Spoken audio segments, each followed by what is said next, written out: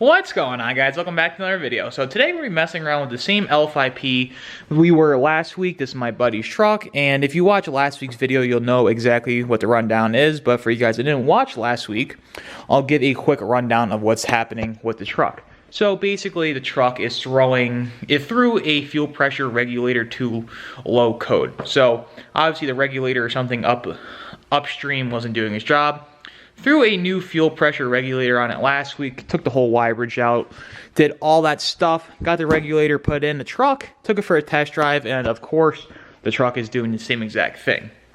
Now, the wonky part is, truck's not reading check engine codes. I even went out, brought a cheap little scanner, hooked up, and that little scanner is not reading the codes either.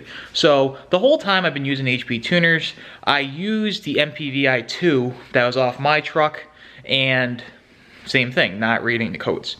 I got an MPVI3, hooked it up, and the truck started reading the codes. So I want to go over a little bit what I found in that discovery of that. I still don't understand why it's being all weird. Something's definitely still not right with the system, but I was able to get a little more data off the truck. It's not much, but I'll talk about what parts I think I'm going to need to order next for this, and kind of just keep chugging along. I don't like to spend a ton of money, so start with the cheaper stuff first, see what we can find out, but it just sucks that we can't pull any intel off the truck. So I'll talk about what I did in the meantime trying to fix this problem. We put a new fuel pressure regulator in it last week, and this truck's doing the same thing. The other thing was, under the spare tire in the rear, there is a lift pump or driver's side fuel control module that basically, I believe, controls the lift pump. Now, instead of going out and just buying parts and throwing parts at it, I took the one out of my 2020, threw it in, same part number, and programmed it. Same thing. Truck's still throwing fuel pressure regulator too low code, so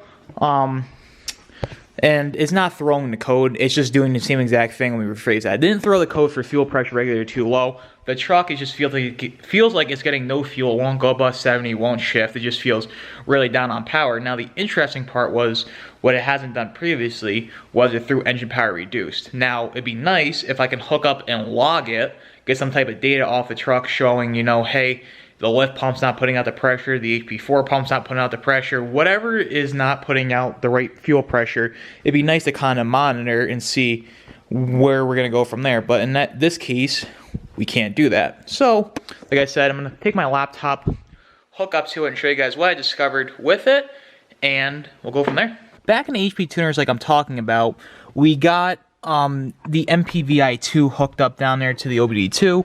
I got the MPVI3 sitting right over here. We'll hook this up next, and I'll show you guys what I'm talking about there. But as you can see, check engine light on the dash is on. Now, obviously, the check engine light is always on when the truck's off, but when the truck's running, the check engine light is on. Now, it should be reading the VIN and all that stuff. Now, basically, if you come over here and pull an info log, it should pull. Now, it does this, which it never does. Software is out of date. No update found. My software is always up to date. So you come down to here, and it's not reading anything off the truck. It's not reading the ECM serial. It should be reading a whole bunch of stuff. So obviously, it's not communicating with the truck. If you come up into here, sorry, I got connected again because I guess it said I need to update my stuff and disconnected me. So if you come over here to Diagnostics and you click Read DCTs, it says no check engine lights active. So now what we're going to do is plug the MPVI3 in. Sorry, the camera's a little bit shaky. You got to do this here with one hand. We'll unplug my 2. We'll plug the 3 in. The port's way bigger than the 2 for whatever reason. But come over to here, get this cord, unplug this from the laptop, get the 3 cord plugged in. Now we'll disconnect, reconnect. Now this blows my mind. I have no idea why this is working the way it is. I hope that it still reads with the 3 just to prove how wonky this is. Let's come over here and read. Now, for whatever reason, it's reading with the MPVI3. Now, it should be reading with any port in a normal scanner. I have zero reason why to believe that it's reading with the 3, not reading with the other, it's not reading with another code scanner. Makes zero sense to me. But as you can see, if the truck was in engine power reduced, it threw no codes other than the glow plug codes. Now, we knew those codes were on, because I already talked about replacing the glow plugs. But when you come into here, still not reading nothing. It should be reading the ECM serial and all the stuff off the truck. And 2, yeah, so as you can see right here, it should be reading ECM serial right here, but it's reading all Y's. So it's not communicating with the ECM. But like I said, it's not the ECM, and I already tested that on my bench. Let me reconnect it here. It shouldn't. The software should not be doing this, disconnecting, reconnecting. Something's just not communicating right. But you should also be able to go in here and change VIN. Not letting you change the VIN, whatnot. Now, if you hit start scanning, as you can see, it's not picking up anything on the truck at all. It just defaults back to the PIDs that are just basic default PIDs.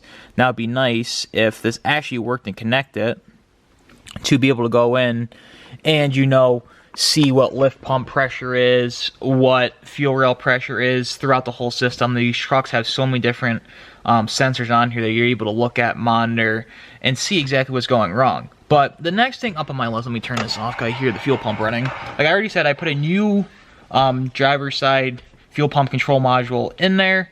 Took it off my truck, put it in, programmed it, same exact thing, still throwing low fuel pressure. Now, we can either do one or two things. One, I know there's pressure regulators up in the rails up there, or fuel rail pressure sensors. There's also those, but I'm leaning more towards the lift pump. Now, like I said, I wish we could hook up and see what lift pump pressure is, but I think that's where we're going to end up starting next, is putting a new lift pump in the truck, because I feel like it's not just getting pressure up to the pump because the regulator is saying it's low, and the only thing from the system up to there is the lift pump drawing the fuel up to, or pushing the fuel up to the pump. So that's what we're going to start next week. I got a new lift pump from GM ordered that should be in a couple days. So we're going to drop the tank and go through all that. I've never done a video explaining how to do a lift pump. We were going to opt for a fast, but in this situation the truck's stock and you'd have to tune for the fast and the check engine light beyond and all the sorts. So it just makes sense going with a factory lift pump. So we got a new one of those ordered. We're going to throw that in and see if that fixes the problem. Fingers crossed that it does, but I'm also curious on why this is not reading. I hope that it's one singular problem, but I'm kind of guessing that's two separate problems bringing down the CAN bus system or the high-speed network. One of the two. These trucks run on so many different networks, and all the electrical stuff's a pain in the butt. So got a new lift pump ordered. Stay tuned, and next week we're going to get that thrown in and see what that does to the truck. But I just like to show you guys exactly what's going on with it, because this is a problem I've never seen before, and it's actually kind of blowing my mind. So if you guys have any insights, let me know down in the comments below. I know a few of you guys commented on last week's video, say do the fuel pump or the fuel pump control module. Already did that, didn't fix the problem. So we'll do this lift pump and go from there. So if you guys are new here, be sure to subscribe. If you like this video, be sure to leave it a big thumbs up. But until next time, I'll see you guys in the next one. Take care. Stop this conversation.